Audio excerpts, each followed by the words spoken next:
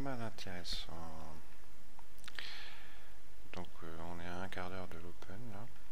On voit déjà, première chose, que le volume spread est positif. Il a tenu sa zero line. On voit que les ticks tiennent la zero line aussi. On a un tick pressure positif dans le premier quart d'heure. Ok.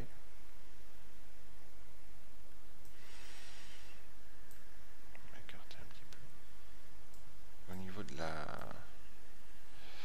session Globex, elle a été sideway. Hein. Il n'y a rien d'extraordinaire.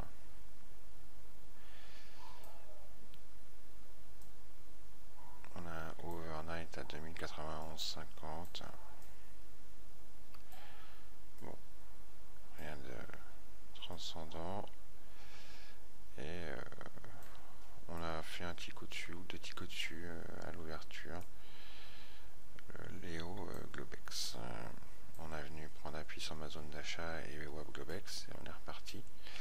Il y a un support donc sur VWAP Globex et ma zone d'achat qui en plus se trouve être la VH TPO de la veille. Ok. Donc là, en gros,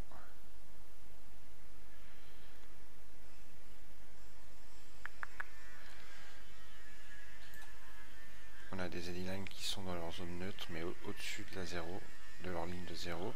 Donc on a plus de valeurs qui avancent, plus de valeurs qui croissent que de valeurs qui décroissent aujourd'hui sur le SP, sur l'indice, sur l'index. Pour l'instant. Pareil sur les D-line du Nasdaq pour l'instant, mais on se rapproche dangereusement de la zero line. Pareil sur le Russell, mais on se rapproche également dangereusement de la zero line. Là, on vient de... Alors, ça c'est un setup. Hein. On va surveiller ce qui va se passer sur la zero line des eddy line. En plus, on a le point pivot floor trader pas loin. Belle imbalance longue sur ma zone d'achat ici.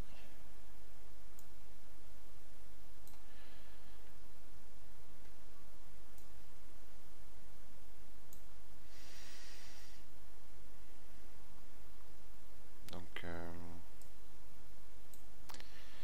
on a fait des plus bas sur le SP mais pas sur les eddy line.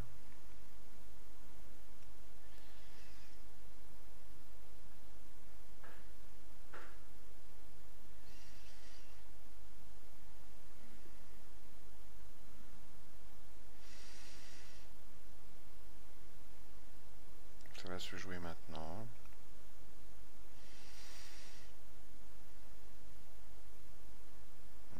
L'open cash tient. Je vais tenter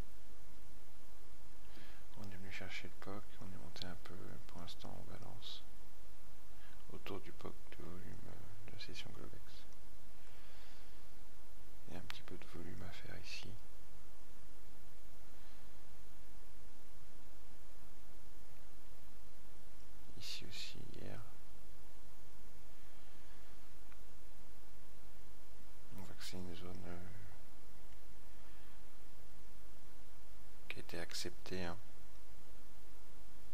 par les traders, mais ça pourrait descendre un petit peu plus bas avant de remonter quoi.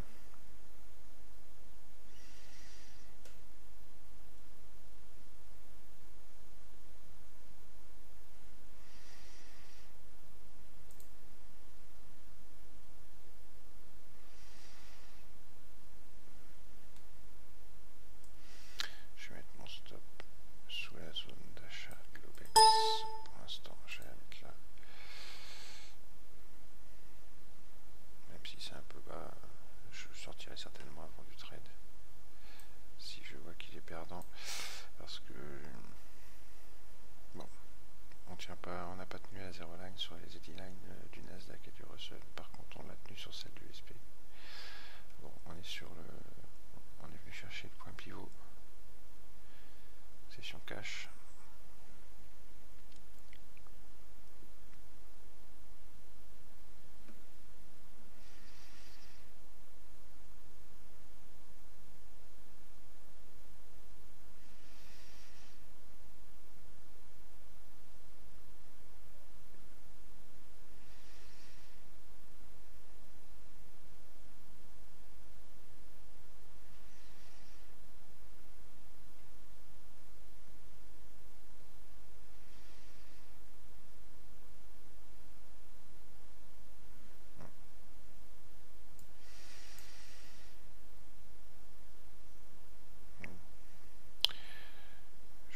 Que je vais sortir parce que les eddy lines s'écroulent.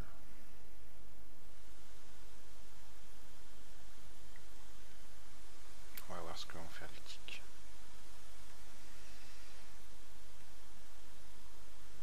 Pour l'instant, les ticks ils tiennent leur bas de bracket alors qu'on fait des plus bas sur l'indice.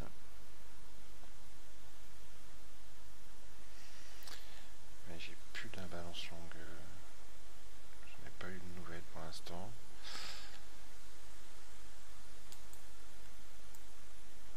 On est comme ça sur le footprint, d'accord. On est sur la zone d'achat là, mais les eddy lines me plaisent pas. Celui du Nasdaq ne me plaît pas du tout. Celui du SP ça va, mais celui du Nasdaq et du Russell il ne me plaisent pas du tout, du tout.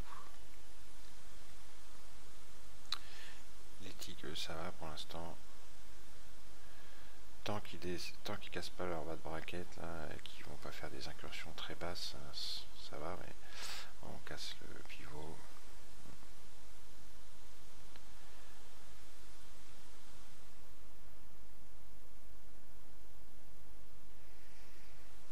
J'attends ma zone d'achat Globex ici.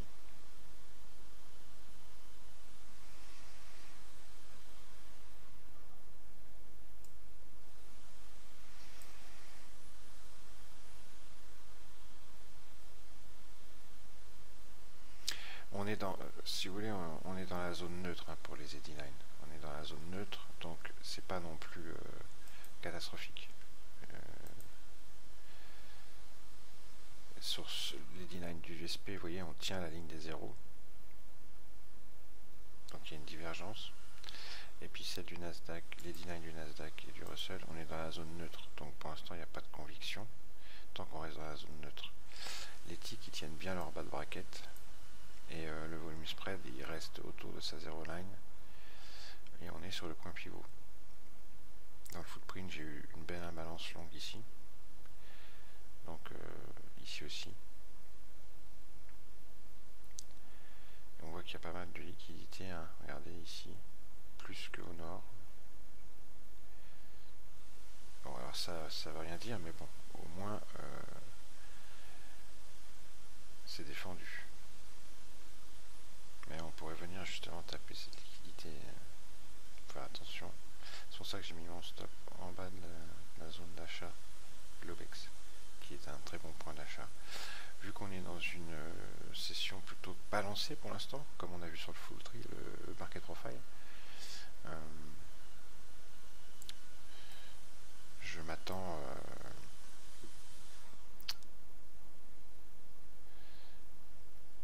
éventuellement à un retour en haut sur ma zone de vente.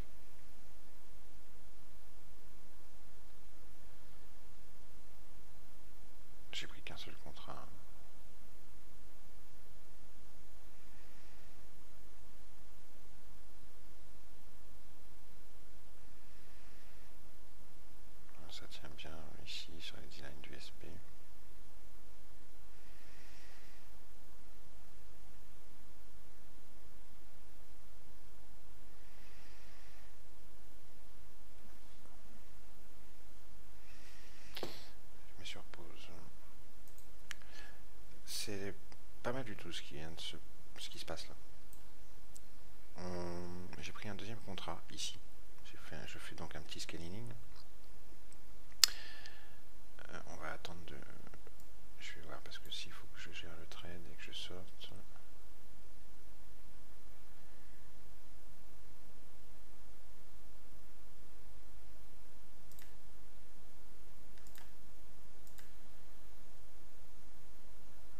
Je vais vous expliquer après.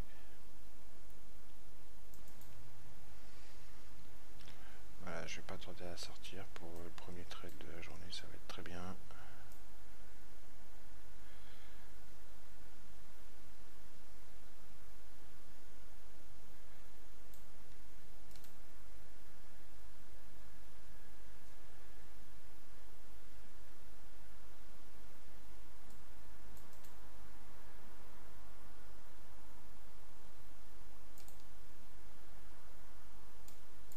Et je vais pouvoir expliquer. Voilà, je suis sorti 162,50$. Et c'est superbe. Très joli. Très joli, très joli. Je vais expliquer ce qui s'est passé, ce que j'ai vu. Je vais enlever celui-là. Voilà. 162,50 pour le trade de l'Open, c'est très bien. Alors, qu'est-ce qui s'est passé? Première chose, déjà dans Bookmap, on voit que ma zone d'achat a été très défendue et on a une grosse liquidité. On voit qu'il y a de la défense ici. 1230 contrats ici et ici. Hein, c'est un algorithme. Hein, j'ai mis mon stop en dessous d'ailleurs. Vous avez vu. On a bien répondu sur ma zone d'achat avec un iceberg sur 2086 et un iceberg sur 2087 au bid. Ça, c'était le premier point. Ensuite, au niveau du footprint. Au niveau du footprint, j'ai fait une première entrée ici. Parce qu'il y a eu une belle imbalance longue sur ma zone d'achat session cash. Et j'ai fait une deuxième entrée ici. Sur la zone d'achat session Globex qui se combinait avec ma zone d'achat session cash. Vous avez vu, il y a une belle balance longue sur cette bougie là. D'accord. Le point qui a été un petit peu compliqué, c'est quand on est arrivé ici sous l'open et sous EWAP.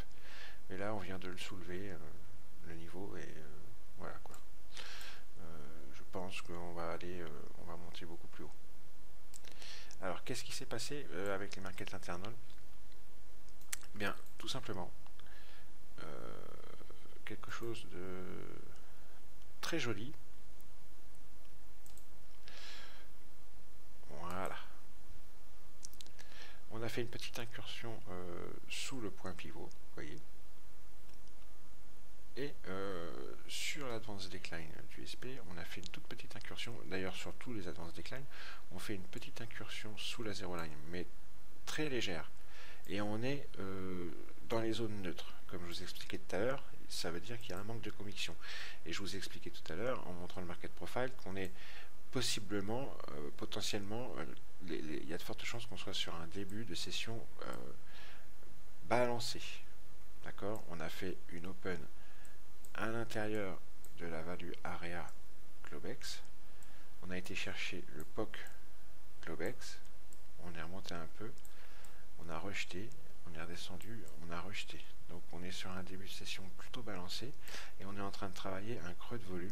Je vais vous le remontrer. On est en train de travailler un creux de volume. D'ailleurs, on est en train de le combler, hein, qu'on a eu ici en Globex et ici hier. D'accord? On est en train de travailler dans ce creux de volume. D'accord?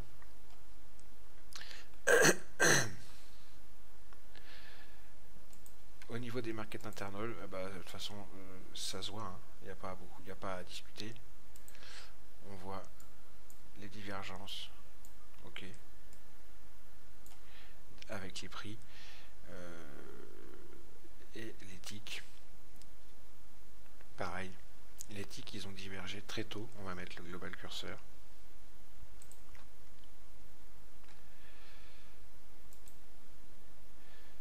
Voilà. Les ticks ils ont commencé à diverger ici. Quand on a fait ce bas ici, d'accord, à 2084,50 et celui-ci à 2084,50 à nouveau, d'accord, et on voit qu'en faisant ces bas, les ticks eux tiennent la zéro line, ok, en faisant ces bas ici, très important. Ça m'a donné confiance pour prendre le deuxième contrat. Ça et le footprint. La balance longue que je vous ai montré dans le footprint. Ensuite, toute cette phase de marché ici, où on reste tout en bas sur le SP, on voit qu'on diverge positif sur l'advance décline du SP. D'accord? Tac, tac. Ainsi que sur l'advance décline du Nasdaq. On diverge légèrement positif au départ du mouvement. Sur l'advance décline du Russell aussi. Toutes ces petites bougies bleues, ici sur le Russell, l'advance décline du Russell, ici sur l'advance décline du Nasdaq, et ici sur l'advance décline du SP, c'est à ce moment-là, quand on fait des bas égaux sur le SP, sur ma zone d'achat. Donc il y a une divergence prix market internal. Ensuite, on repasse au-dessus du pivot et on vient reprendre appui sur le pivot ici. D'accord?